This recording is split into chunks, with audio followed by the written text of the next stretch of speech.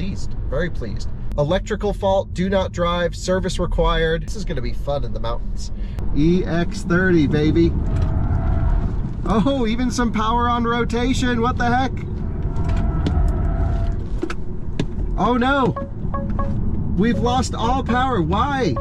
Whoa, that's dangerous. Why did it just shut off? Okay, this is not good, Volvo. This is why you gotta test cars before you put them on sale. You know, I could nitpick all day long about any car, but as a whole, my impression is, okay, this car's cool. This is a cool car, really cool car, liking it.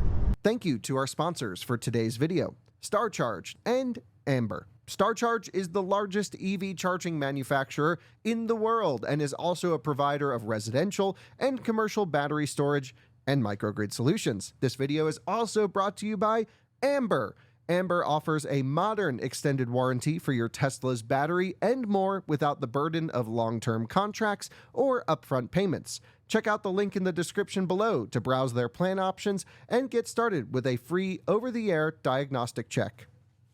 Hello and welcome back to another Out of Spec Reviews video. Welcome here to Germany and welcome finally to the Volvo EX30. I've been waiting to make this video for a long time and I finally have the opportunity to drive the EX30 for the first time. Some of you may remember that I went to the launch of this vehicle actually in Italy, in Milan, and I was able to be one of the first Americans to make a YouTube video with this particular one, a full tour. So I'll leave that one linked in the description below so you can see this thing from tip to tail, all of the little details and hidden things. It's a really cool car.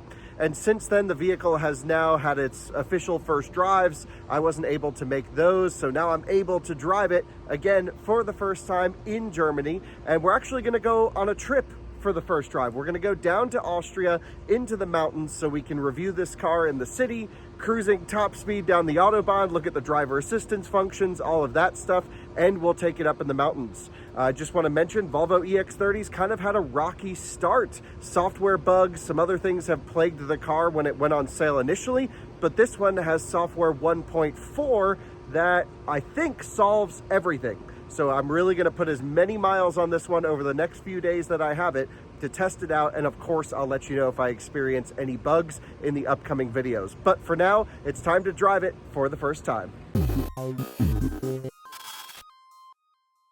A huge thank you to Chesapeake Climate Action Network Action Fund for sponsoring this Out of Spec video. Guys, red alert. I've been telling you all about the CCAN raffle all summer, and you guys have bought so many tickets, but the raffle is quickly ending.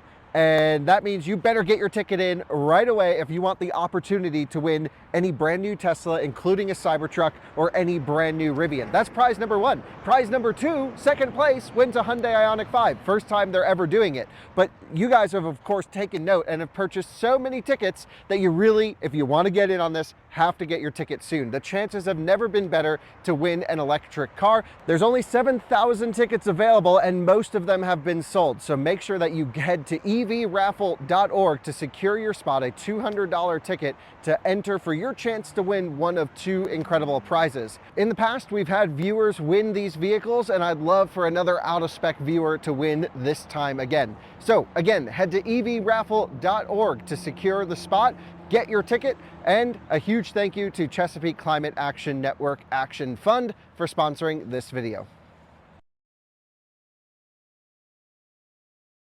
And here it is, the Volvo EX30. Now this particular one is the twin motor performance. It is the fully spec'd, fully maxed out version. And I actually just got it here at my hotel. I'm staying at Motor World, which is like a huge car themed area. They have supercharging here. It was dropped off with about 95% state of charge, but I figured since we're going on a trip, let's juice it up to 100. May as well calibrate the battery, let it complete, get it up there. We're on the version 4 supercharger dispensers. It's working fine. And I think before we start this video, because most of our viewers, or I should say a lot of our viewers, more than half, are from the US. And a lot of you will know it's like, hey, what's going on with EX30 in America? We're not getting it, at least not initially. Volvo has officially delayed the introduction, the market introduction of EX30 to America, which I think is a real shame. But it's for good reason, I guess, the car would have been so expensive. Chinese cars, this one's built in China at the moment, are subject now to a 100% import tax into the US. And that just makes this car, you know, way too expensive for our market. So Volvo already had plans to bring production to Europe, I believe to their Ghent factory in Belgium. And this one will be built there. When this is built in Belgium, we will get those cars. That's my understanding. Is this broken, or is that how it's supposed to be? No, I think it's how it's supposed to be. This black bit sticks out just past the paint a little bit, okay? Gives it maybe a little bit more stance. Interesting. So anyway, in Europe, in Asia, this car is available. There's 2 different battery packs on offer, a high 50 kilowatt hour LFP battery pack, and then a, I don't know, mid 60 kilowatt hour NMC pack. We have the NMC fully spec'd, maxed out one. I'm gonna pull up all the specs and let you know them. I've already mentioned them in our full tour video, of course, and I think this thing is just so cool. Loving the specification on the one that we're testing as well. This interior is just awesome. Take a look here. No speakers in the doors, but my initial impression of the sound system is actually really good. We'll play around with that. Cool recycled materials. You can get a few different colorscapes in here. This is 100% how I would spec it. Absolutely loving these seats with this really nice detailed fabric pattern into a nice, I guess, non-leather material. Really cool. Everything about this interior to me is just awesome. Now, this car really captured the hearts and minds of a lot of our viewers because of the price. It's priced extremely well. And it starts at least in the US, around $35,000. The big question is, okay, will the Belgian cars be priced that way? There seems to be a lot of confusion as to what's happening in the US, and I wish I could provide more information, but I really can't at the moment.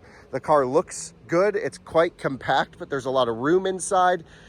And yeah, I mean, we're just gonna go and drive it around. So I think what I'll do is I'll show you around the car. We'll look at all the specifications. Let's do the quick trunk check.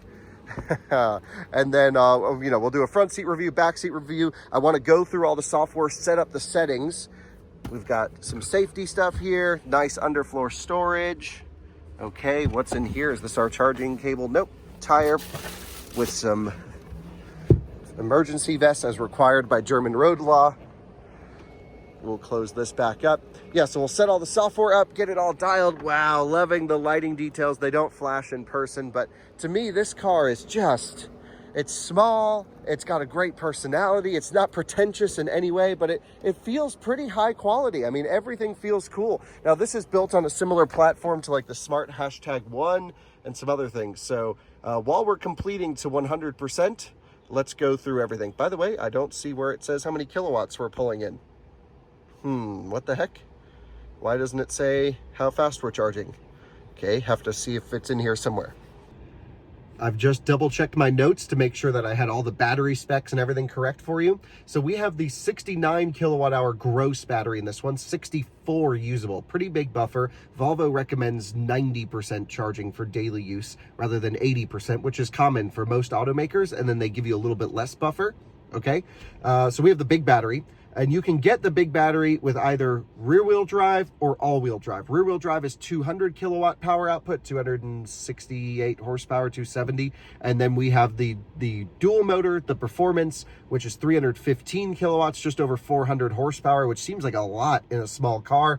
I've only moved it around the parking lot, so I genuinely haven't driven it yet. So we'll experience that together for the first time. There's also some interesting drivetrain settings in here that says prefer performance all-wheel drive or range all-wheel drive. So I'm guessing that's how it brings in each motor we can adjust. Should be interesting. But then the one that I actually think is kind of cool is the standard one, the LFP battery pack. It's 51 kilowatt hours gross, 49 usable. I like LFP because you can full charge it, do anything you want to it. I'm sure you don't want to leave it at 100%, same care applies, but they just have so much longer cycle life that you can kind of do whatever you want to those batteries. And that still has 200 kilowatts. So same as the big battery rear drive, the small battery rear drive makes the same power. All versions have the same 180 kilometer an hour top speed. The range, maybe 450 kilometers rated WLTP, but we're going to probably get a lot less than that in Germany. Anyway, it's a cool car.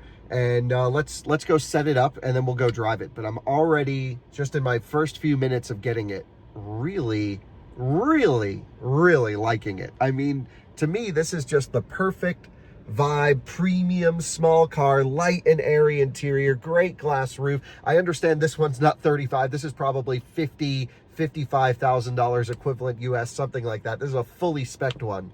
But damn, it's nice.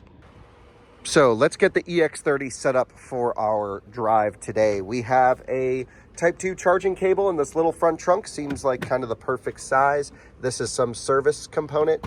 Well, we can dig into all of that when we get one in the US to test for a while, but you can see the inverter, charger, front motors up there. I wonder if the rear drive gets a larger front trunk. Maybe it does. I think it does, if I remember correctly, but I like the little depiction of the car and the moose and the trees, and it's like sweetened on your plastic front trunk. I mean, this is kind of the fun personality here.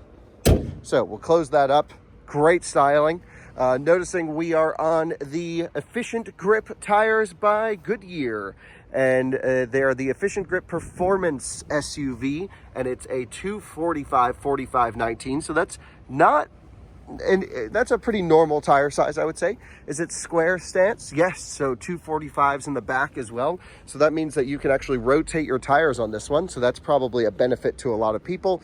And yeah, a lot of EVs go with a staggered setup, especially for their performance variants. I like a square setup. It does depend on the rest of the chassis tuning and everything. It's specific for the car, but really liking that one.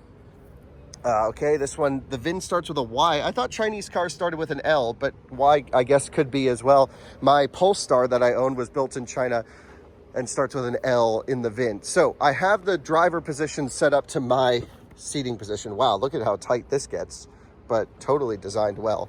I wonder if I can fit behind myself. Let me just move the bag over. We'll do the back seat review.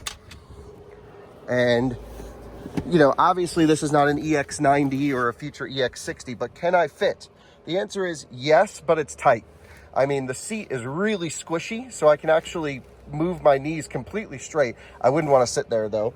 Let's close this door up. So if I just do a little bit of a spread, you can see I actually fit fine. There's not much room underneath the seat for my feet. You know, EX30 back seat, that's not the strong point of this car. It's probably just a bit small for Ubering and stuff, unless you're short and can move the front seat forward, which there's a lot of knee room up there, so you probably can. And you have a window switch back here, which is also automatic. Cool. And nothing in the doors, really. I mean, really not much. Now, I was in the Smart #3 the other day, which is the same platform. They also had no speakers in the doors up front, but that car had speakers in the doors in the back. This one may as well. I'm not sure what's behind that little grate, but that could be speakers in there. Anyway, 2 USB-C ports, a little phone holder of some kind right there. You have access to storage that just comes out. More depictions of Sweden on this little storage cubby. Wow, this car is so fun and so kind of cool. Little things all around. Loving it. Loving the materials. Everything feels so high quality. I mean, love the dark headliner, the lighting back here. They just nailed it. And of course, when you have a small car, rear seat room is going to suffer. So can we really complain about this? I don't know. To me, in my head, I remembered it actually being a bit better than this, but maybe I had the front seat more forwards in the studio tour. This, though, is totally fine, and this glass roof really adds to the airy feeling. I think if you were to get a standard car without the glass roof, it would not feel nearly as big and airy in here as it does with this one. Even behind me, there's plenty of trunk space, I would say.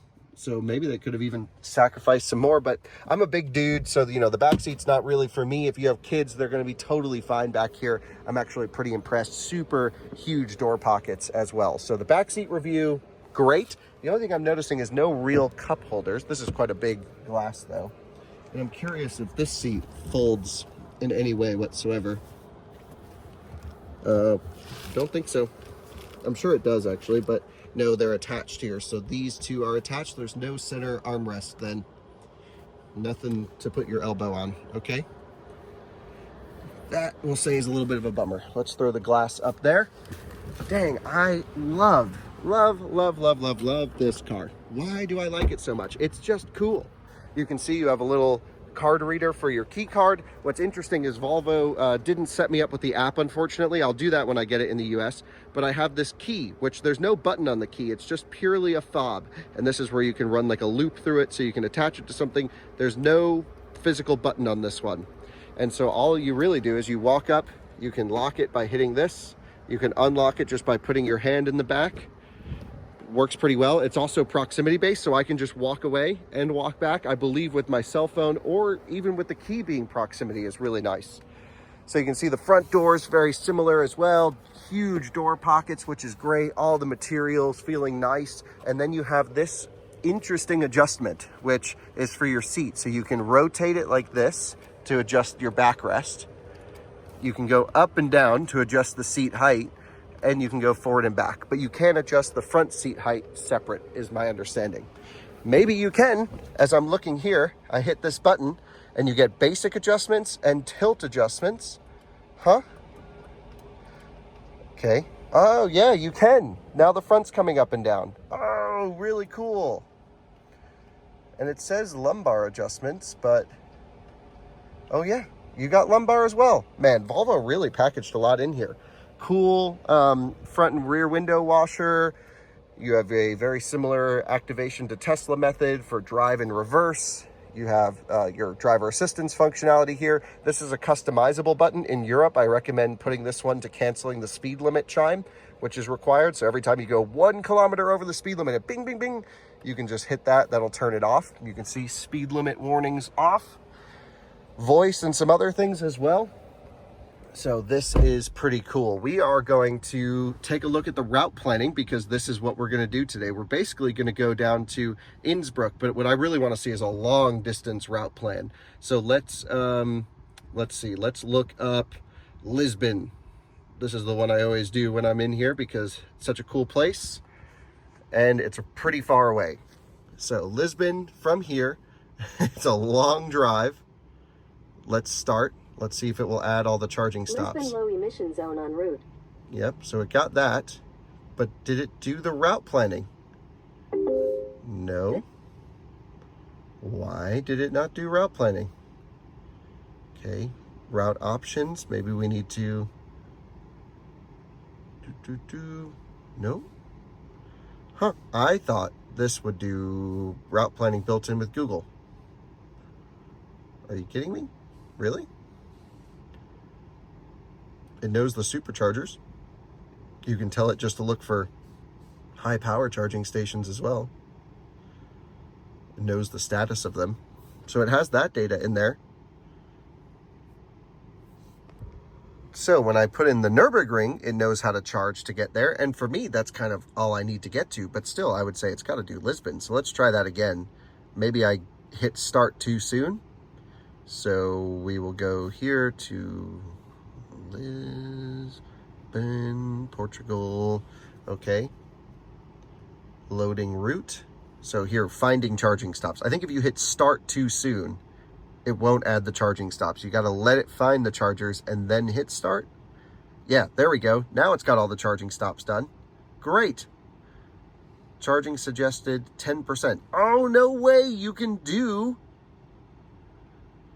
arrival state of charge with Google route planning now? That is so cool. I can say 1% arrival. What? Someone's been listening. That is so cool. Hell yeah, that's awesome. So now it's going to basically get us the full out-of-spec route plan right here. That's amazing. So let's see what the 11 stops are. So it gets us the first one at 22. Well, it didn't really work, did it? Because now it's getting us at 48% arrival. Are you kidding me? Okay, maybe it's not the best route planning, but they're on their way. Why did I just hit 1% and now it's saying, oh, maybe I was just saying the end destination, 1% on arrival. I thought it was at charging stops. How high did you want to go? Yeah, so this is payment. Anyway, route planning is so important, as you guys know. Yeah, your preferred arrival battery. We need another one that says, what do you want to get to when you get to a charging station? Now it's going in increments. Oh, you can type in a specific one. So if you want 24%, you're good to go. I typically like probably 20% on arrival because a lot of places I go don't have level 2 charging.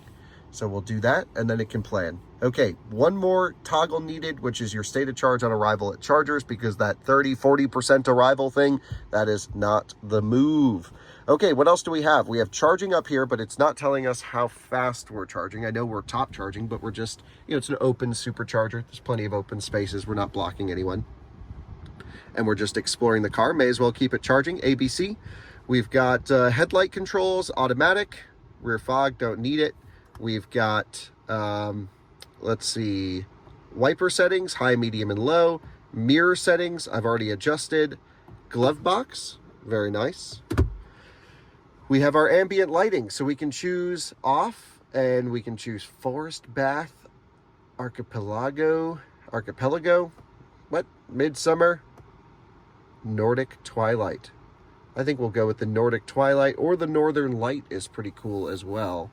I think we go Nordic twilight. I'm in a Nordic mood. Okay, we have trunk opening, and we can end charging, but again, I'm not seeing how fast we're charging. That's a real confusion. Okay, we have a charge point notification. Everything is okay. We have 11,000 kilometers on this one. It will tell us our tire pressure in bar, kilopascals, and PSI. Wow, the tires are very, very even. That's great. Nice job to Volvo on that. Software update. This is the big one. We are at 1.4. And I really like how Volvo is doing software updates. It feels very Tesla-like. They tell you exactly everything they're doing. I mean, this type of stuff is what is so needed from every other automaker. And Rivian gets it, Tesla gets it, Lucid gets it, and now Volvo gets it. I love it. Improvements to car wash mode, improved efficiency when charging. The air conditioning system now accounts for sunlight when you set a specific temperature. You can lock the glove box with a password. So many new things, bug fixes and stuff like that as well. Love that. Let's go to the driving settings. So we want pilot assist with steering, of course. Not sure why it's not letting me select lane change assist, but maybe it's because we're charging earlier. It did let me turn that on, so we'll do that. We want our following distance close, one pedal drive on. Yeah, and I think a lot of these things are just because the car is charging, so it won't let us adjust some of these settings, but we have some other good ones. Steering feel in the middle, hill descent control, ESC off. A Volvo EX30 has an ESC off button. No way. That's awesome. And then performance all-wheel drive. This one's interesting to me. Prioritize performance over range. Curious to see what the differences are with that. We'll have to play around with that. And that could be just because there's either a clutch disconnect or there's an induction motor. I need to look to see what it is. You've got all these lane keeping aids, forward collision warning early. We like to be safe. Sound for new speed limits. No speed limits warnings. We don't want that. That's what this button toggles on and off. On the steering wheel, the hotkey. Okay, rear cross traffic. Man, lots of good safety stuff in here. Loving all of this. We've got more controls with display brightness, rain sensitivity to the wipers, lock the rear power windows, for example. This is where you can adjust your customizable button, open your glove box or trunk if you don't use the quick controls. Good sound system adjustments as well. I was interested in this because it just uses this centralized sound bar up here. And you have a surround sound function that really goes surround. Obviously you won't be able to experience the sound system in this video. The iPhone mic and your speakers are not representative of what I'm hearing, but I can at least explain to you my impression. I've got it dialed in to where I thought sounded good, but you can of course adjust. And then you have all the different adjustments going on here. Oh, cool. So you can turn off the touch sounds, which is so annoying, so keep those off. And I noticed earlier that when I put on the front defrost for the windshield, which is actually this button up here, that the sound system got really loud and it was doing noise compensation, not based on speed, but based off of noise in the cabin. So I'm going to turn that to mid because it felt a little bit too strong. So I'm glad I found that setting. Good connectivity functions as well. So you can add devices. You can hook the car up to Wi-Fi if you want to, as an example. Here's our charging settings. Daily recommended, again, 90%, but you have a custom slider. On AC charging, you can limit your AC charging performance. I'm not sure what it goes down to in the US, but this one has 22 kilowatt charging optional. You have, again, we're connected to the Volvo PR app here. So shout out to Volvo for letting us play around with this one. You've got all the Google, because this is Android operating system settings, even more in here for like ads. What the heck? Reset advertising ID. Okay. this is part of having Google baked into your car, I guess. Some people will like it, some people won't. Personally, I like it. I think it's good to have it. You can do language, units, okay, and software update is up to date. Storage, okay, so we've used 73 gigs of about half. So my guess is there's 150 gig, maybe 140 gig card in this one. So that seems to be most of the settings. Basically how it works is down on the bottom bar, you've got your car. These are all your car quick controls and settings. You've got your climate here in the middle, which I can adjust, heated seat all the way, and then temperature left and right, heated steering wheel, all that good stuff. You have more climate control functionality. Charging just completed, great. And it shows 450 kilometers of rated range. You can also, there's a setting where you can do rated range or guessometer range, where it will adjust based off your driving. Right now I've kept it just in the rated range calculation. You have your volume right here with the quick EQ adjustments, more apps. You can put YouTube on here. I've already got my Spotify loaded up, which is awesome. And you've got your maps. So with all that said, I'm going to put everything away, get USB-C ports in here. Let's drive it for the first time. Really looking forward to this and experiencing how this thing drives, and go through all the different drive settings, which of course I already mentioned. There's quite a few of them. We have different steering feel. There's one pedal driving, ESC, performance all-wheel drive. And of course I want to try out the driver assistance. So let's go. So this is where we're heading to. I'm heading to actually go film some BYD stuff. So we can take the highway over or back roads over, which seems like the way to do it. And we'll get there with much higher state of charge. So let's jump on the highway, try some back roads, and then head into Austria with the EX30. So great first place to go drive this thing. Then we'll try some mountain roads around there as well, because we'll be in the hills. So all good. Really liking this Google system. This is working. Welcome now to the driving portion of the EX30 video, where I'm going to drive it really for the first time. So I'm going to come in here. We have the pilot assist stuff, lane change assist on. I don't know if that means it does auto lane changes or if it's blind spot monitoring, depending on the automaker.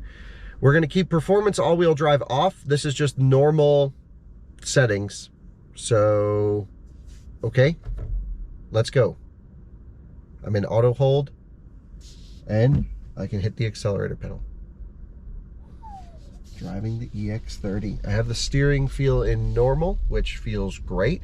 Tons of knee room and everything in this car. Just feels so airy for the size of it. I will say, where the screen comes out, a lot of people may choose to sit a little bit farther back, but like Polestar 2 feels even way more cramped than this one, or even like C40. There's just something so much nicer about this that I prefer. So weirdly, I'm not getting any one pedal drive effect. Will it blend in friction brakes? Yeah, weird. Okay, so by the way, parking lot full of Fisker Oceans just over here. Don't know what's going on, but they had a Fisker showroom here, and there's got to be 100 cars sitting around. So right now we have 0 regen when I lift off. One pedal driving in my head means the car will target the same level of deceleration regardless of charge level. And that means that it'll just blend in friction brakes when you are fully charged. And in our case, we are fully charged, and I have to use the physical brake pedal to bring us to a stop. So it does do one pedal driving at low speed. It blends in friction brakes below 2 kph. You can see that I'm not touching the brakes, but that is really funny. So there's still some software tweaking, still some stuff, I think, to make it on the same level, because even if you full charge a Tesla, you get reduced regen, of course, but the one pedal drive feels about the same, especially if you put on the blend friction brake setting. And I think for most people, that's going to be the most normal. Although with an EX30 like this one, again, you're really not going to be full charging it that much, because Volvo recommends a 90% daily limit, and therefore this shouldn't be an issue. Instantly, I can already tell you the car just feels right. There's something really nice about this one where, yeah, I know it shares its platform with the Smart #1 and some Zeekers and some other stuff, but there's something very high quality feeling just initially getting in the car, considering the size and the segment of it. So here we go, heading out. And the steering rack is slow, no question. You can put in a lot of steering and not much happens. And you got a cool view of the road ahead as well. Wow, steering is unbelievably light. And just getting an initial sense of this car is, okay, the ride pretty good over these bumps. I wouldn't say like smooth and wafty, but liking it. Wow, so much to soak in. So the central display over here to my right works pretty fine for me. Of course, I own a Tesla Model 3. I'm used to having the screen in the middle. Some people probably would prefer to have something in front of them, but from my point of view, this is far enough away and just to the right of my vision that I could just do a quick glance, see my speed, and I'm totally good. To me, it would be the same distance looking down as it would be at the screen. And I'm not sure if it's just because we're fully charged or what's going on with this one pedal tuning, but initially I'm not liking the one pedal drive tuning at all, at least at 100%. Let's see what happens when we burn down the battery a bit, but already I can say to Volvo, they really need to work on the one pedal drive calibration, especially at 100% to make it nicer, because this isn't good. Hopefully when it can blend in regen, it will be better and we will have no issues later on. Of course, you can't charge a fully charged battery. That's why it doesn't regen at 100%. Okay, so getting out onto the main roads now, and like I said, visibility is great. The rear view, the side view mirrors are awesome with blind spot monitoring built into them as well. Really love how I get a physical light in the mirror. That's a nice quality touch. A little bit crashy over that particular bump, but liking it. Steering might actually switch it into heavy mode. It feels, even in standard, a bit too light for my liking. And I like a light steering, but it almost feels like there's no, it doesn't ramp up as the car loads up in a corner. Anyway, let's get onto the highway here and one more stoplight using the brake pedal. Brake pedal feels very brake-by-wiry.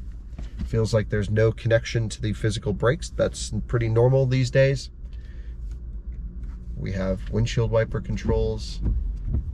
Okay, so there's no like hard stop. This is just a free spinning button, and then it shows up what we have here in the center display.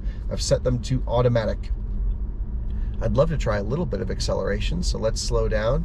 No regen still at all at 99%, it just coasts, and let's just floor it. Whoa, really good power. Okay, but not instant. I mean, it just ramped up to it, and it was like, are you sure? Are you sure? Here's more, here's more, here's more. Okay, looks like we're turning right here as well. Not the typical way that I go. All right, van, let's roll. We're jumping onto the highway. We're gonna head on the 9, the A9. So my guess is in the performance all-wheel drive setting, it's gonna give us a lot more instant power. That's just a prediction. Jumping onto the Autobahn now. In the city, the car feels small. It was very easy to park at the supercharger. 360 cam was good as well. So the initial impression of the EX30 is very positive so far, aside from the one pedal drive and some steering feel improvement I would like. Not really for performance, just to like know what's happening with the car. Wow, it's quiet too. I mean, we're not going super fast. We're doing about 50 miles an hour, 80 kph at the moment. But at least at this speed, considering the price point of the car and the size of the car, I expected more noise to be coming through. The road noise seems pretty quiet. The glass is definitely thin. It's not like, you know, thick double pane, huge glass. But I've got great visibility all around, even out the rear with that small window. It doesn't bother me much. The C-pillar, it's got quite a big blind spot, but then the mirrors are so great that it's not a problem. There's no camera display that comes on when I hit the turn signal. That's a function I really like. But initially here, just cruising into dense Munich traffic. I mean, it's not dense, but we're going to be getting into it here in a moment. The AC is great. The view is great. The ride is pretty good. The cabin is great. I'm pleased, very pleased. Let me get some more distance under our belt. I want to get this thing opened up, try out the driver assistance with you, and then we should be good. Actually, since we're here, we could probably try out the driver assistance together. So I pulled down and I've activated auto steer and adaptive cruise control by pulling on the driver's stalk one time. So now if I want to go slower, I can click OK, just like typical Volvos. One touch does 5 km/h increments and a long touch does 1. So we're coming into a 60 zone here, which there are blitzers, speed cameras around. So we'll set it to 65. I'm going to push and hold gently. 64. Very good. And even on this display over here, it will show me my blind spot indication and everything that's going on. So I'm liking, the driver assistance seems great. When will it ask me to touch the wheel? It's also doing some eye tracking as well. It must, because it's got a little screen here. So it says keep hands on the wheel. Okay, it does not seem to be capacitive. It seemed to need some torque, or it just was a delay. We'll play around with that, of course. But so far seems good. If I put my turn signal on, it shuts off the system. I'll move over, and then will it auto re-engage? Yes. Okay. But I thought I selected lane change support. Slowing down for this guy, coming in. Still a lot to soak in here, but I'm already, seems pretty good. Seems pretty well thought out. And to be honest, I haven't really experienced any bugs yet with the system. People were saying it was really buggy. We just did a story where people were returning their EX30s due to bugs, but I'm not getting that impression of the software at all, where everything I've asked it to do, it does pretty well. Sometimes I'll notice that if I hit a button, I don't know if I'm hitting it wrong, but it doesn't totally get it on the first try. But that's only happened maybe once or twice, so hard to say this early on. But that's what this video is all about, very first impressions of the car. You join me in bumper-to-bumper traffic in the EX30, doing what a lot of people are going to do with this car. It feels like a very urban vehicle. A lot of people in densely populated cities around the world, this is a global vehicle, will end up buying this one. So this is such an important thing that it can do well. The first is, does it have responsive and good adaptive cruise control? The answer is, it feels, I have it set to the closest setting, and it feels pretty good. Occasionally it breaks a little bit too hard, like here, out of nowhere. It's not so smooth. If they can round out the edges, make the inputs a little bit smoother, that'd be great, just so I don't get car sick of it going, ooh, what to do. But what's nice is every time a car pulls away, it seems to be on the throttle right there. So that is, to me, even more important than anything, because a lot of times in adaptive cruise systems, you're like, come on, let's move, and there's a gap in front of the car in front, and people start cutting in. ID Buzz self-driving vehicle, but there's a test driver in there, but that's cool. So let's see how quickly it sees this guy get out of the way, and it's accelerating. I'm not touching anything. The other portion I want to mention is the steering. We've been on this twisty B road on the ring around Munich, and it's been doing wonderfully. It is perfectly positioned in the lane. It handles the corners perfectly as well. I'm just testing again to see if it's got the capacitive wheel. It doesn't seem to. It requires a little bit of torque in the wheel, but you just rest your hand on the wheel. It is a hands-on system, of course, and it does really nicely.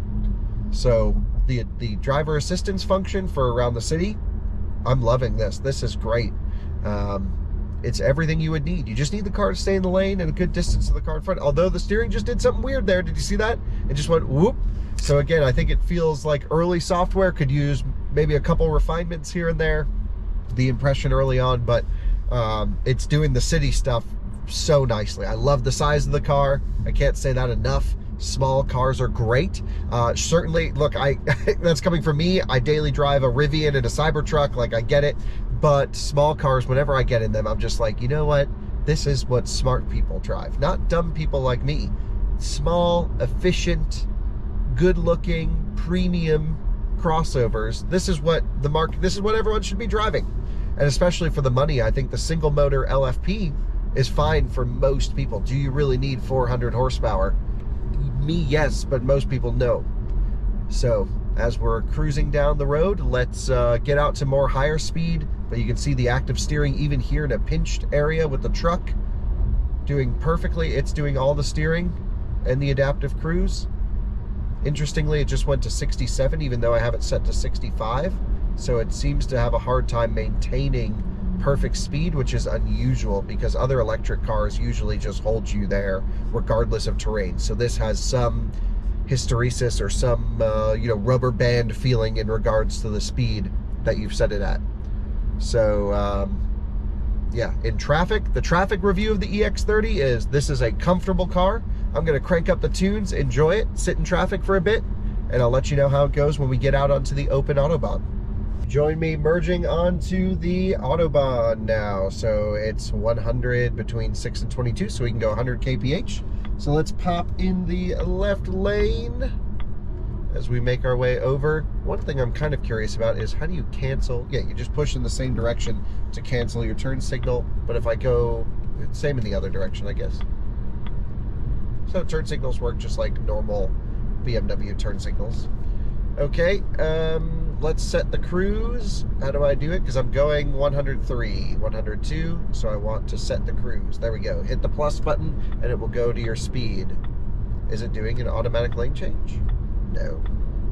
So much to sort out with this car. I will say everything I do just seems to have a 0.1 second lag to it. Like I gotta hit a button and just wait. It's not slow, it's not laggy, it's interesting. But now it's showing up boxes like I can do an automatic lane change. So yeah, changing lanes, it does auto lane changes. Oh, cool. Keep your hands on the steering wheel. Okay, no problem. So will it cancel the turn signal now? No, I have to cancel it. So now I'm gonna hit the right turn signal. Nope, the box went away. So it's very picky. Here we go, box available. Changing lanes. I went to the point of resistance, not past. And now we've changed lanes and it canceled the turn signal. So you just go to the point of resistance, not all the way. So we're actually in a de-restricted section of Autobahn at the moment, but the car's speed limit thing doesn't recognize that. So currently there's only a speed limit 80 between 22 and 6, and since it's the middle of the day, you can go as fast as you want. It's just a noise regulation. So it's having a hard time picking up on those things. Now I think 180 kilometers an hour is the top speed, which is over 100 miles an hour, so that's fine. And the fastest you can set the adaptive cruise control is 130. Yep, won't go any more than that. So 130, will it still do lane changes at 130? I don't know, I just need to get out of the left lane. It doesn't seem to be picking up the right lane as soon as possible. And if I need to take over like I just did during the lane change, I certainly can. Coming into a 120 zone now. 120, boom, into a 100. So let's hit the minus button. It's getting on the regen pretty good. We're at 95% state of charge, and we can just keep it at 105, something reasonable. Wow, the car's cool. I was jamming out to some music. Some guy in like a Prius gave me a thumbs up. They like the EX30. It's kind of cool that such a mass market car, it does have some appeal to it. It does have a little bit of this Swedish pleasant character that people are interested in. We have a de-restricted section coming up here, so let's actually cancel the cruise control. Do I just lift up on this? That didn't do it. All the way up, all the way down. Okay, so you pull it in the same direction to cancel. Let's go 100 and go full throttle. Ready? So, 100, 3, 2, 1, 105, full rip. Ramps in the power. Whoa, strong power. This is fast. Okay, Volvo. But you really got to stay in it. It feels like it's a turbo lag or something. Look, floored. Oh, I just nailed it really hard and it gave me full power. And here we are right up to 182. Wow, this thing, if you were to take the speed limiter off, this is a 240, 250 kilometer per hour car all day long. Zero regen at the moment at 94%, very weird. So it could just be because we're high charged that we have some regen issues. But the acceleration performance, again, just to show you, let's come down to 120.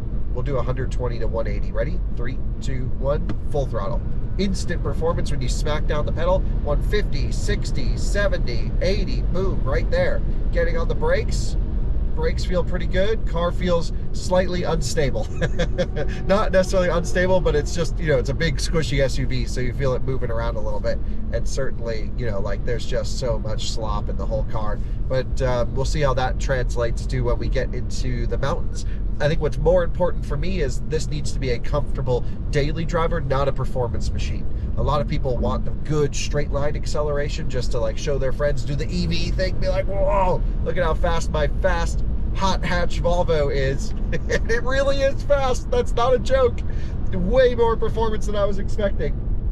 But I don't like that you can only set the cruise control to 130. That's annoying. Because look, everyone's blowing away. I have to take it off of cruise just to keep up with traffic. So we'll go foot down, 180. Let's go rip.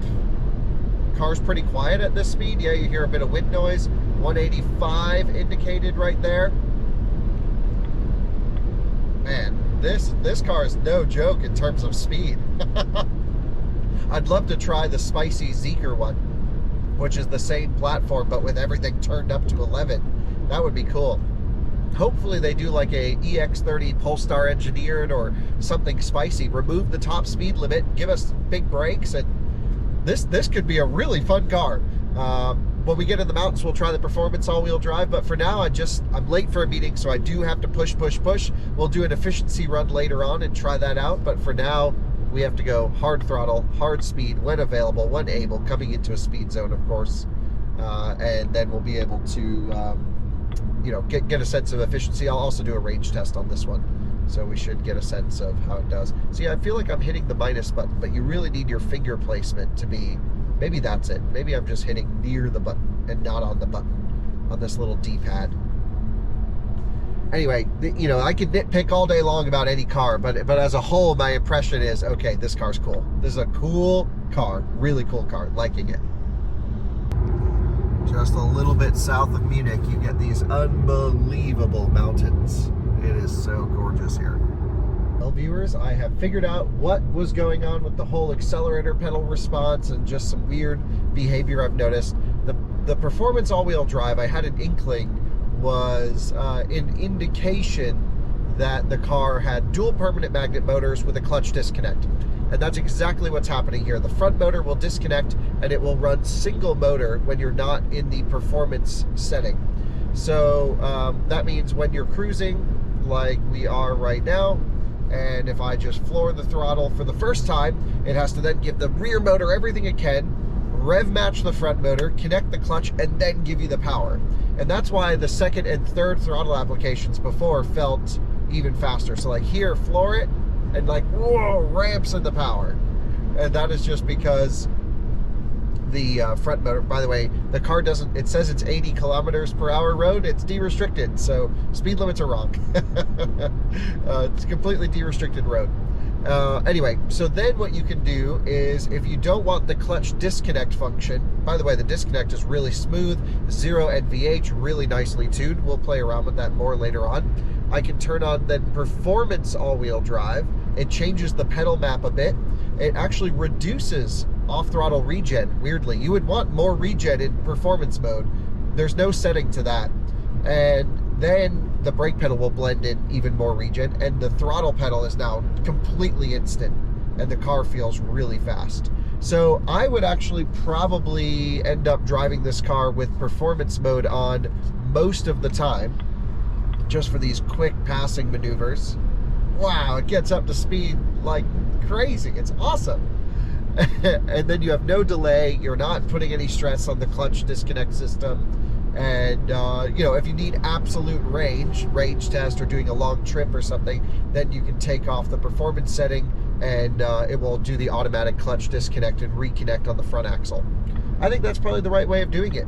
I'll just mention a couple other things now that I've had a chance to get to know it a bit. Sound system is way louder than I expected, considering there's no speakers in the front doors. It has a nice surround as well, but it's a little muddy. We're not talking top quality audio system, but I think it exceeded my expectations when I heard soundbar.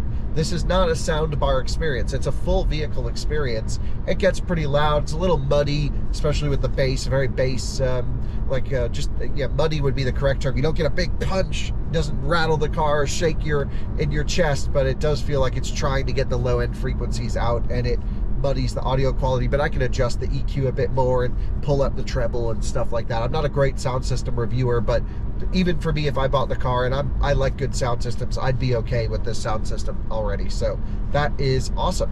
Heading towards Innsbruck now, taking the highway exit. The only thing I wish I could do would be to get more off-throttle regen in performance mode. You really do lose the one-pedal drive feeling when you go into performance mode. Makes no sense to me. But initially the car rides nice. It's quieter than I expected. It's smoother than I expected. It's just cool. And the software is better than I expected. Everyone told me the software was going to be complete crap, and it's just, it's really not that. The 1.4 must solve a lot of problems. Although I just hit resume, and now it's going up to 130. If I just want to set it at 80, there's no way to do it. I have to hit resume and then hit this down. So there's like weird software things that it definitely needs improvements from a feature. Full throttle, de-restricted. Like, it doesn't even show you charging speed. I called my friend Volvo Christian on Instagram. He's a huge Volvo enthusiast from Norway. He really understands electric cars. And I was like, dude, what's going on with all this? He's like, yeah, it could use some software feature improvements and stuff like that. And no question, it really could. On the brakes, get out of the way. Thank you. Full send. We're almost to Austria. We have to enjoy our last few miles in Germany. Full rip. People keep pulling out. It's really funny. They don't expect to see a little Volvo come flying up so hard. At least with the Porsche, more people stay to the right. With this one, yeah, they're like, Volvo EX30, they're not going to be doing 180, and it just, wham, gets right up to speed. So, cool car. Yep, but definitely needs like another few round of improvements, like the cruise control stuff, the charging speed indications. There's like I'm sure we can find a lot of bugs. Christian was saying that it won't precondition to a charging station below 20% state of charge. That doesn't seem right. There was some logic, like the engineers thought about this and knew what was going on, but they're working on a manual preheating button that will override that. So it just seems like the car came out a year before they really put the final polish on everything. And that to me is, if I really spent some time with this car, I could come up with a list of all the improvements probably. It feels like when Rivian launched, it was such a good hardware package. It just needed the final refinements, and they got it there. And based off of what I'm seeing from the Volvo updates so far, even with this 1.4, I have high hopes they'll get this car there, but they really need some EV nerds to get in and get those final settings like state of charge on arrival and stuff like that. So anyway, the car's driving great. Let's head into Innsbruck and we'll pick up the video from Austria. I'm just running in to go get some lunch at a rest stop, and so I've left parking comfort on, which is like keep climate, so it will stay on till the battery's at 20%. That's awesome. Love that. No pet mode though. Would love to see a pet mode that shows like a message on the screen. You would think it could have that, but of course there's charging everywhere. I'm not charging the car because I want to do a charging test, so I got to drain it. So anyway, let's run in, get some snacks. It is really pretty here, of course. Very nice. So anyway, I got chips and a drink. All should be good. Time to jump back in the Volvo and hit the road. I'm really loving driving this thing. Yeah, it's like, okay, definitely some software improvements needed. I wouldn't say bugs. I would just say improvements, like feature and displays and response stuff, but overall pretty good. Okay, time to merge back onto the highway. The parking comfort climate thing worked perfectly.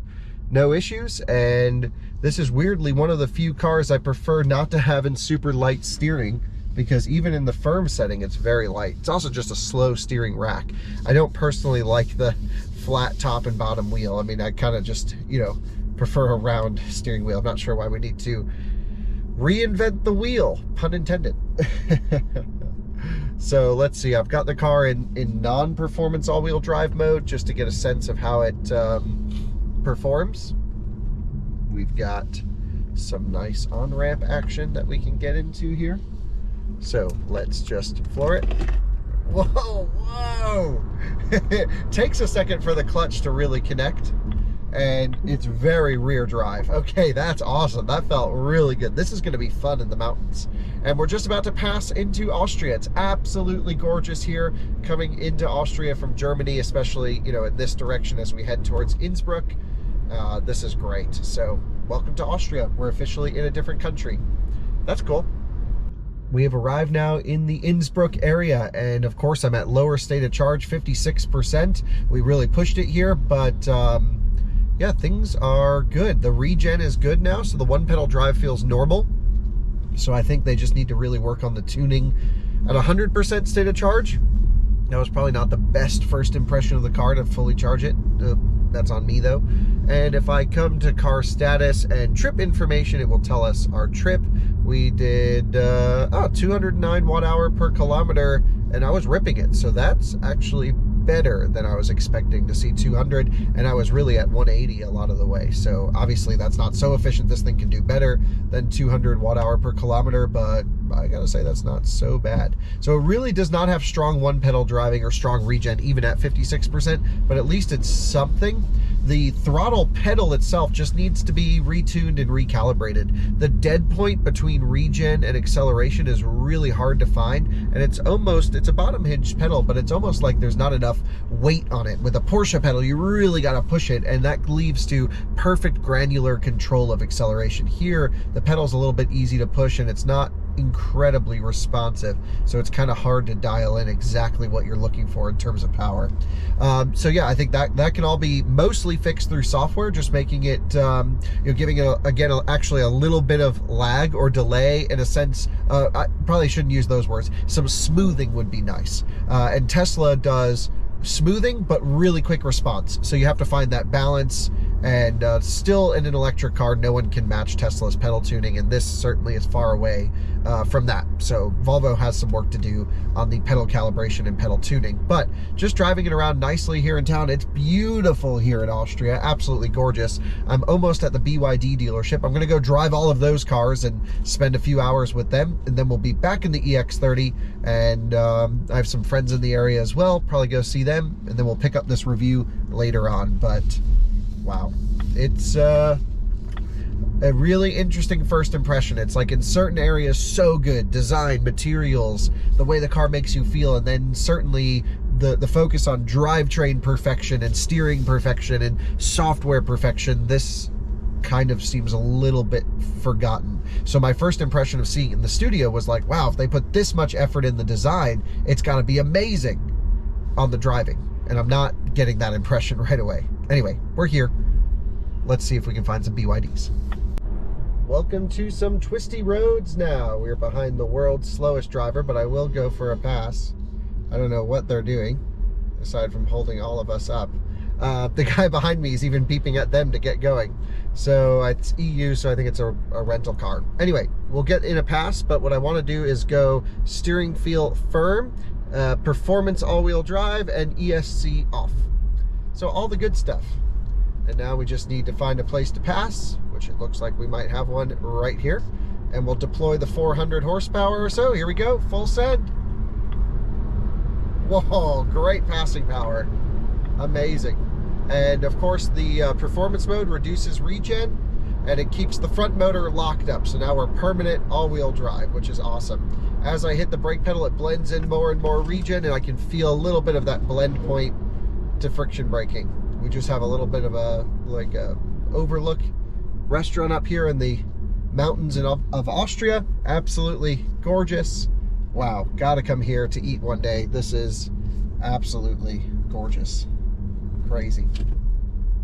So we'll put some things away because I've already loaded this car full of stuff for my filming adventures. And we'll start to go have some fun as soon as we get out of the speed restricted zone. Everything is away. Let's go have some fun. Foot down. Wow, great acceleration.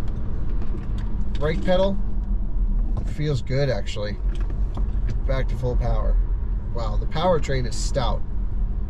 Pedal mapping, maybe not my favorite, but I mean, definitely not my favorite, but the powertrain is stout, very stout. Okay, viewers, time to open up the EX30 a little bit. You know, this thing, I think a lot of people are going to buy it as a little fun hot hatch. So the first thing I want to do is a full braking test. So let's go full brakes. Man, really targets an aggressive ABS lockup, and it's very soft. So it just stands on the nose. That was hilarious. Okay, but I like it. Everything seems kind of controlled with the car. The brake pedal feel is awesome. The one thing that's not is the regen tuning, but honestly the one pedal tuning is so bad that putting it in performance mode and turning a lot of that down actually does make it better, but you aren't going to get a lot of that hardcore good pedal feel. Now I'm curious, does it do regen through ABS? Let's see. Seems to cut a little bit of regen through anti-lock brakes.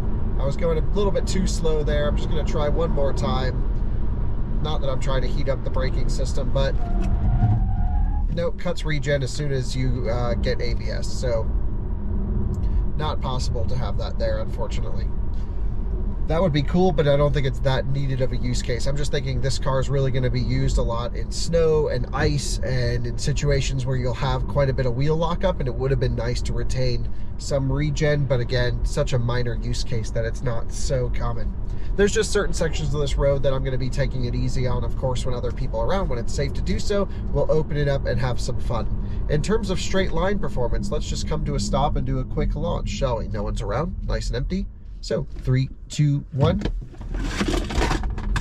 Oh my gosh. Really, really strong performance off the line. It just, from 0, you just mat the throttle, and it's really nice. So the twin motor, the funny thing is the twin motor performance in this car is spicier than anyone would have ever expected it to be. And you know, similar with the C40 and XC40, I have to say as well, those cars with 400 horsepower are pretty fast. This is the size down. This is the 30, and it makes more power than the electric 40s.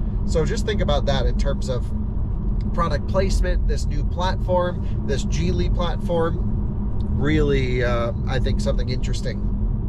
And of course, this platform can handle more with respect to the Zeekr R and all the other crazy stuff that are built on it.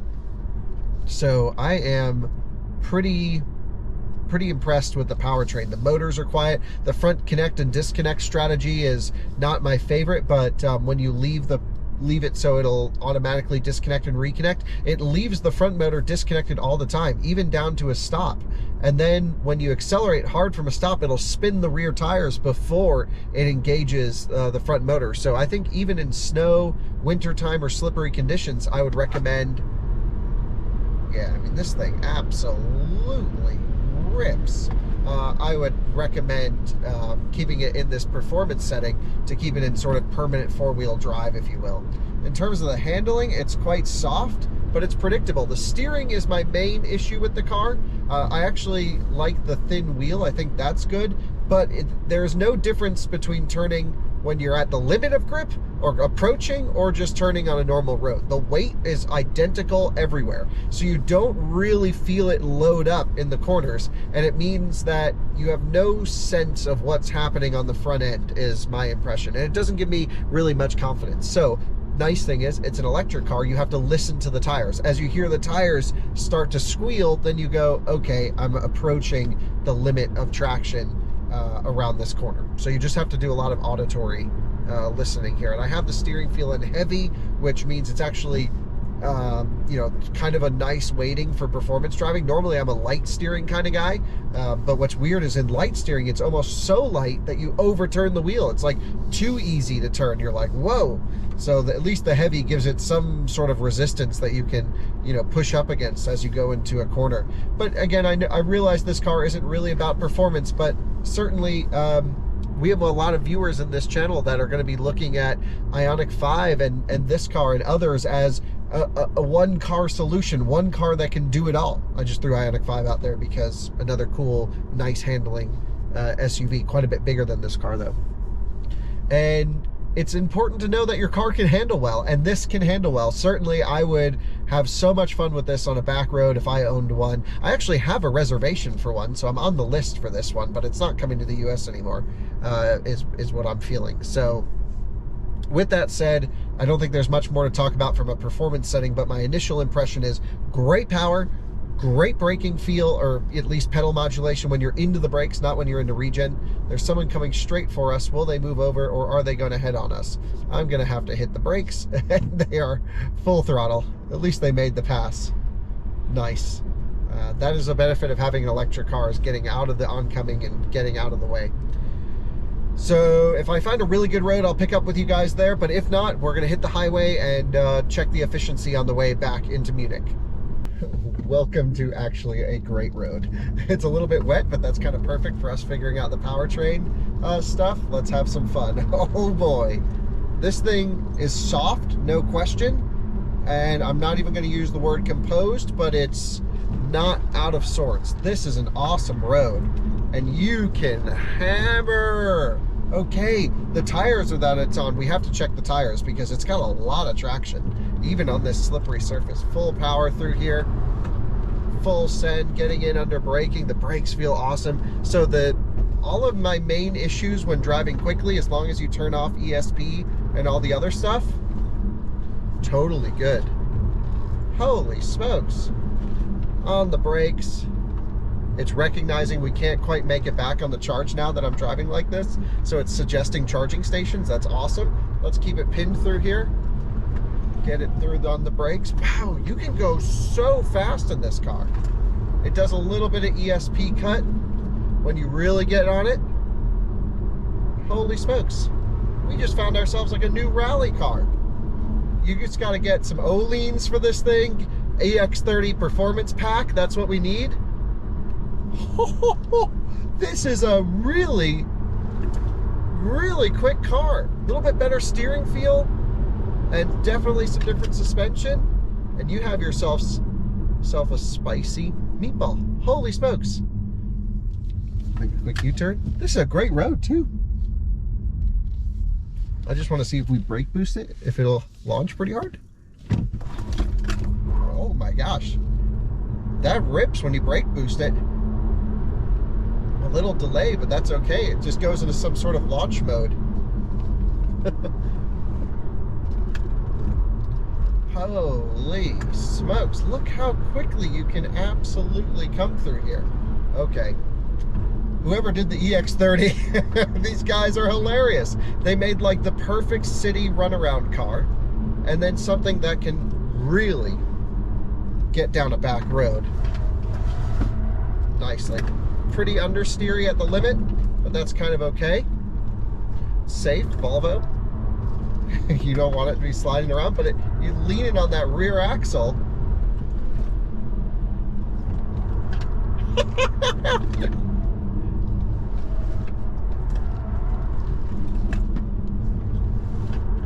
Nothing to see here, Ford. Just me having fun in a Volvo. A lot of fun. This is amazing. I like kind of how soft it is. I like that I can get the weight on the nose, stuff that front tire in, mat the throttle, and lean it on the rear. Okay, I am into this thing. Holy smokes. EX30, baby. Oh, even some power on rotation. What the heck? Oh no. We've lost all power. Why? Tow mode, the car is shut down. I have no power, so it doesn't like to be driven hard, because I turned and then it just like bogged and it felt pretty weird. So I've completely lost all electrical fault, do not drive, service required. I was out for a spirited blast in the EX30. I have no power. It's at 31%. Complete electrical fault, do not drive, service required. It didn't like being driven hard. I was ripping on it okay, nothing crazy, but it's all completely shut down. I've never had a car completely fault on me like this. Whoa, so maybe there are some bugs left, and I'm on software 1.4. Uh-oh, Volvo. What the heck? How am I gonna fix this thing? I gotta find a safe place to pull over. This looks pretty good. Let's pull the car here. Okay, just enough room where if a tow truck does need to come, they can get me into park. Safety affected, service required. I'm gonna shut it off, turn it on, and see if that fixes it. What the heck? Okay, so all I did was put it in park and drive, and now, well, braking intervention because it thinks we're gonna hit something. Park, drive, and it moves, and we're good. Okay, let's see, but we got a bunch of faults on here. Let's see what it says. Whoa, that's dangerous. Why did it just shut off? Okay, this is not good, Volvo. This is why you got to test cars before you put them on sale. And that's what, like, all the little pedal tuning, all the little complaints that I had. That is so weird. Okay, how do we see the faults that we have? I got to go to vehicle status, right? This one, car status. One issue detected. That's it. I detected more than one issue, guys, here. All right, let me shut it off, turn it back on, and see if that helps. So you actually joined me back in America at the moment because I've given this video some time to post, in fairness to Volvo, where I was like, hey, I want to find out what was wrong with this car before we just send people on a wild goose chase. Of course, we're posting everything that happens. We always do. But I thought, okay, let's just wait. I had a bunch of other videos going up. I thought, let's give Volvo a chance to respond. And they did. And it didn't take them an insignificant amount of time to get back to me. Of course, we were dealing with the U.S. communications people, the German communications people. The car had to go into a workshop and get deep dived into after you just saw that fault happen. And here's the official response from Volvo on the cause of the fault. And then I'll share some of my impressions of, okay, how do I feel about that? And then we will also have a podcast coming very soon on the Out of Spec podcast. Subscribe if you're not, that we will go into a deep dive on this situation.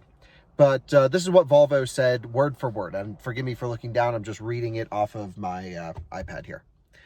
Having investigated the fault on the car, it appears to have been a temporary, isolated error that we have not seen on other EX30 cars. There seems to have been a brief interruption to one of the car's electronic communication lines, resulting in the activation of the system's safety protocols, which limited the car's speed. The car has functioned normally since the incident in question. We take any such issue seriously, however rare it may be, and are looking into how we can remove the risk of a similar occurrence in the future. Now, that's what they said, and there's a couple things I just want to point out with that. The first is they said they have not seen on other EX30 cars. Now, that might be possible, but when I called the German press guys after I had the car, I said, hey, here's what happened. I want to be totally transparent with you. They said, oh, yeah, we have seen that, but not on public roads. They said they've seen it before, but not on public roads. Now, it's possible that the person I was speaking to is responsible for communications for Volvo there.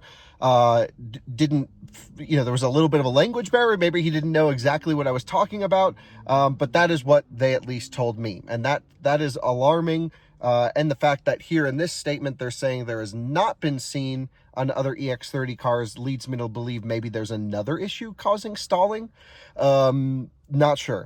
And the other thing is they said the safety protocols which limited the car's speed. Well, if limiting the speed to 0 is limiting the speed, then I guess you're right. But it gave no power. It didn't limit the speed to a lower speed. It was no acceleration. The only reason we kept moving because we were on a downhill.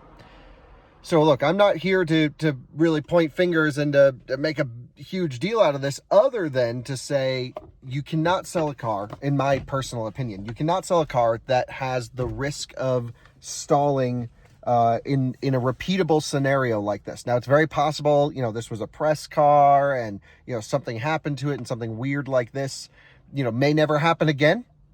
But I'm glad they've investigated it. I certainly will follow up with them in the near future to say, like, hey, remember that thing that happened with EX30? Did it happen? Like, what was the fix? And I will try and get a car into the same scenario that I was in again and see if we can repeat that failure. Now, again, no other complete failures happened during my time with the car other than that one. But that is the official response from Volvo. I wanted that all in the video right there. And so it seems rare. I haven't heard many people complaining about it. I've heard people complaining about other software bugs and things that mostly seems to be solved with the newer software like you had seen. But yeah, this was a major, major issue that I certainly take very seriously. Could have been a dangerous situation. Thankfully, it wasn't. But, just losing power and communication faults from a brand so focused on safety is concerning. And like I mentioned, as soon as I'm driving an EX30 again, which I absolutely will be, I'm going to try and get it into the same scenario and see if it happens once more. Anyway, let's get back to the main video because things improve from here. So always a good thing to know how to do is actually if you push this button and this button, so the minus and the down arrow at the same time, it will reboot the system. But I think it's just a display reset. Yeah, I was trying to see if we could get this fault to go away. Maybe it really does just need to sit for a couple minutes, rest, and then restart. Yep, I'm gonna get out and let it rest for a minute and see if we can clear all the faults. Well, you join me back in Germany now, and just a few moments later after the car shut off, but everything seems to be okay. The only warning I have is the airbag SRS fault on the display. Like I said, I will update you with whatever Volvo says happens, maybe in the Out of Spec podcast. We can look into it, because for sure, look, I understand I was driving the car aggressively, but and hard testing it, but that's it's also my job to test it so that you guys don't run into these types of issues. So that is interesting. No car should shut off when driving like that. It's not like it was even that hard. No major bump or impact to indicate an accident of any kind. No shock load, because I've had situations where I've hit bumps so hard in some cars, not recently but years ago, and the car would just go into limp mode and shut off because it thinks you've crashed. But no chance here that that's the case. But the car seems okay. You know, again, making full power, brake pedal still doing regen. Everything seems back to normal except for this SRS fault. Other than that, though, just to sum up the like fun to drive portion of the EX30, it's surprisingly fun. It has this very rear drive character to it. The front motor is still pretty strong, but to be honest, I so much prefer this driving experience quickly to the XC40 or C40. My personal opinion is I would not even consider XC40 or C40 if this is available in your market. This car is so much cooler and so much more stout and enjoyable. XC40 and C40 both handle really well, have great brakes, great power. I have praised those cars, but this really feels like it's got this a little bit more agile, more fun character to it, and I like it. I can tell we have some power limit at around 30%. It really cuts down the power rather than full power, and so of course most electric cars make power up at higher state of charge, but this does seem to be really affected 0 to 60 time or acceleration time on the state of charge level. But yeah, let's cruise back to the highway. We're going to basically put it in efficiency mode when we get over there and look at some efficiency on the highway ahead of our upcoming videos where I'll do the testing, and let's head that way. Looking forward to it, but loving the seats, loving the cabin. Sound system's honestly not bad. I really like the car. It's a couple software updates away from greatness. We are now merging onto the highway, and I am getting some strange noises from this car I've had since we got there, but I haven't told you about them yet because I was trying to figure out what was going on. So between 50 and 60 kilometers per hour under light throttle, it almost sounds like there's a big diesel truck following you, like 5 cars back. It's just this low-end grumble, this brrrr, and there's a little bit of gear train resonance and noise, and that could be very specific to this car. It's, I'm sure, lived a rough life, 11,000 kilometers of press usage, but there's also a squeak coming from, I think, the drivetrain as well. Could be the brake caliper, I don't know, but I hear wee, wee, wee, wee, wee, something coming from the brakes over there. So anyway, we're back on the German Autobahn. I'm going to drive 120 because I think that's a reasonable speed. To lock in the speed, you have to use this one. So let's go 120. Let's go to car status, trip information, and we have tire pressures all set. So we've done 22.1 kilowatt hour per 100K at the moment. Let's reset this and see what we get cruising down the road now. So again, just cruising 120. And we're on the adaptive cruise control with everything set, so hopefully all will be good. The lane centering, again, is really good. Really enjoy it, and it's very picky as to when it wants to do a lane change. You know, it needs a lot of room. It's not super aggressive. Volvo's never been a leader in driver assistance. Pilot assist is pretty bad in the older Volvos. We just did a video with the Polestars using that system. I have it in my Polestar 1. Of course, Max has it in his Polestar 2. But here we are, just cruising middle lane, you know, faster than the trucks, 120, just asks for a little bit of torque in the wheel from time to time. There's a driver monitoring system that if you cover it, after only about a couple seconds, it pops up a warning that says, hey, you've blocked my view. There it is, driver monitoring camera blocked, remove obstruction. And I would like to keep the speeds, again, just pretty reasonable to get a sense, but this truck has pulled out here, so we may have to wait to find a gap in traffic. Nope, we can get up here. Boom. Want to be gentle on the accelerations, nothing crazy, just to try and keep the car around 120. And yeah, really enjoying the EX30. Again, the squeaks and noises, I haven't really heard any other folks complain about that, so that could be a very specific issue to this car. Again, it's relatively high mileage for a press car, and it's a German press car, which means it's been pushed down the Autobahn, but yeah, we'll see how it goes. Just continuing to drive gently at 120. The car thinks the speed limit is 40 on the Autobahn right here. I'm not really sure why. The Polizei going by. Nothing to see here. Polizei. Really nice 5 Series though. We are in the Munich area. They use BMWs here. They use Mercedes in Stuttgart and Volkswagens in Wolfsburg. It's always funny to see the regional side. So yeah, catch up with you guys. Says we're going to get there at 3% state of charge. Perfect. That's exactly the state of charge I like to get places. That's great. Viewers, you joined me just a few miles in so far, and I've had a couple just bugs recently. First of all, I am on completely de-restricted German Autobahn. There's nothing around. Also, the whole driver assistance visualization has completely stopped working. It's completely bugged out. So sometimes when I hit the turn signal, it does an auto lane change. Sometimes it doesn't, and I just have to guess. And it shows like a basic animation, but not all the visual stuff that says when I'm supposed to be doing auto lane changes and stuff. So it does auto lane changes when there's room.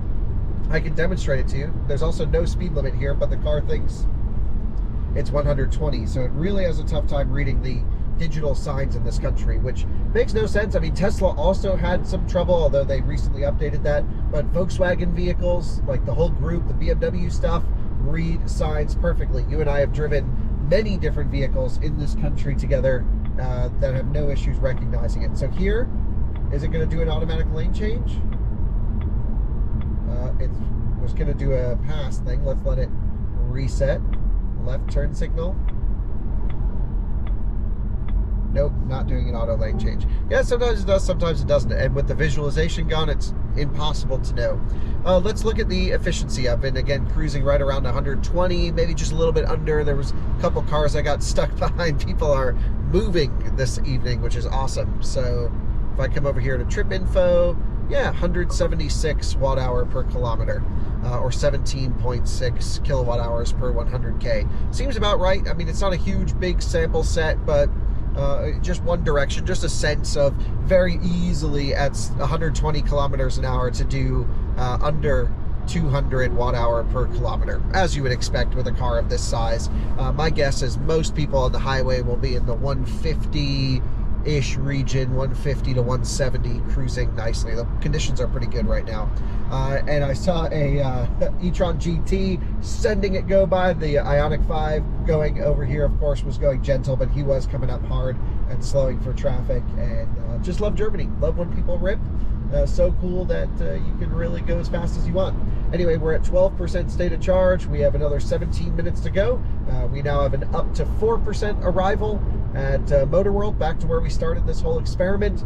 And what's interesting is there was recently a software update, maybe a couple versions ago, that increased the reliability of state of charge on arrival. And when I first left, we were at, I don't know, after we did the detour and stuff, we were at 5%, then it went to 3, then I slowed down a bit, then 4. So I think it's really good, and I can completely adjust the state of charge on arrival based off driving speed. I can also say, hey, I'm okay getting there low. Don't force me to pull into a charging station. So I really like that, that it does let me. Is it doing auto lane change? Yes. Oh no, and then it just canceled. I'm so confused. The visualizations earlier made this so much easier to see what was going on. Anyway, state of charge on arrival now down to 3%, but it's in the region. I can always drop it a bit, extend the range so I get there at higher state of charge, or drive as fast as possible to get there at 1%, which is how I typically drive. So this is the visualization that's left for the lane change. If I hit the left turn signal, I guess I have to wait for the arrows to pop up. Let's give it a second. It should pop up any second. Come on, there's no one on my left side. You can do it, Volvo. Okay, there we go. Left side, selected the lane change, and now it's auto lane changing. Auto lane changing, but no indication, and we're done. So it's just that little tiny display when the visualization fails. Anyway, we'll pop to this side. We have de-restricted section. We're at 5% state of charge. Now with the early XC40 and C40, that battery would give you almost no power below 7%. And you'll notice this one doesn't actually show a power limit, but I think it does have one. Let's floor it. That's floored. Second motor just kicked in, so front motor just connected. And yeah, not so good on the power.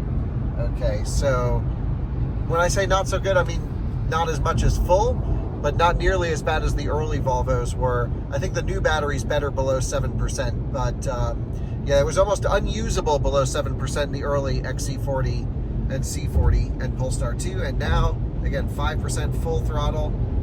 That's all we can do. But that's still pretty good. We're still accelerating. So, hey, not the end of the world in this case. And again, de-restricted, but the car thinks it's 120.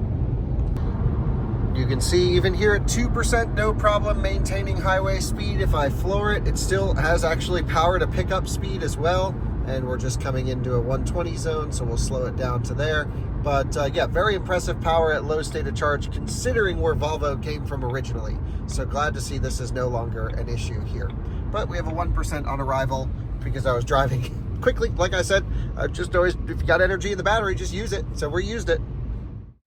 So I waited to wrap up this video until I was back in the US because I really wanted the full picture on that particular issue that happened, the stalling issue. I don't want that to overshadow how nice of a car it is from a design, materials, standpoint. A lot of people say the interior feels cheap. I think it feels appropriate for the car. I really like the EX30. I love the power. I really enjoyed the sporty handling. Actually, I thought it was really fun. And overall, the vibe of the car is great. What they really need to work on, though, before it comes to our market in the US, or even before it's shipped globally, to be totally honest, is the car's not done. It doesn't show you how fast it's charging. It has some weird software stuff. The throttle calibration is very annoying. You know, just some of the interaction points. It's just like, okay, great idea. Feels prototypey. Don't ship it. And that leaves me worried for EX90. I'm about to go drive EX90 in the next couple weeks. About a month from now, I'll be able to post that video. And that car is already shipping with a lot of features not enabled. And does Volvo have a history of over-the-air updates to enable functionality? The answer is no. They have done some over-the-air updates with XC40, C40, Polestar 2, same company.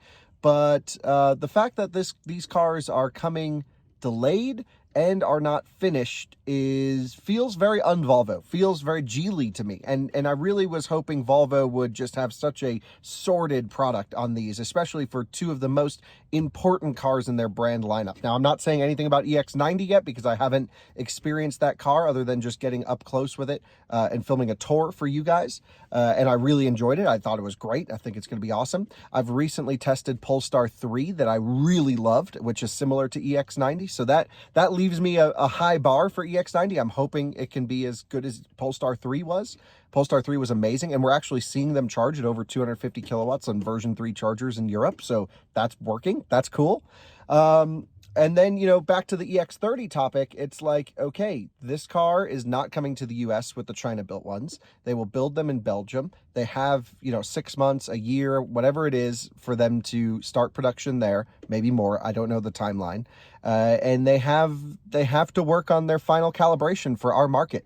The cars need to be sorted. They need to tell you how fast they're charging. They need way better throttle calibration, a little bit better steering calibration, even though I like that it was really light. It's just a little bit vague at times. Things like that, you know, that last 5%. And I could go through and make a list of, here's all the things I want the Volvo EX30 to improve. And I will do that in a podcast. But overall, I think most of it is software, no question. So thanks for watching this video. The design of the EX30 is great. The powertrain seems okay. That clutch enabling and disconnecting needs some work. A lot of little things. Like I mentioned, I'll go through a podcast of pros and cons and improvements needed. And I can't thank you enough for watching this video. Can't thank Volvo enough for trying to get us a response as quickly as possible. I know it was difficult for them to do that because a lot of the Swedish engineers are on vacation right now. So they were like, can you just wait? And I'm like, I'm going to give you a couple weeks at the most Come on, guys, we really got to post this video. And they delivered. They were great. They were great to work with. They seemed to take the issue seriously. A lot of time, yeah, I mean, we'll get more into it in the podcast. But all in all, I love the EX30. I can't wait for them to dial it in for our market. And I have a reservation for one. I'm not canceling it, but that software needs to be finalized before I go through with a delivery. Thanks for watching. Bye-bye.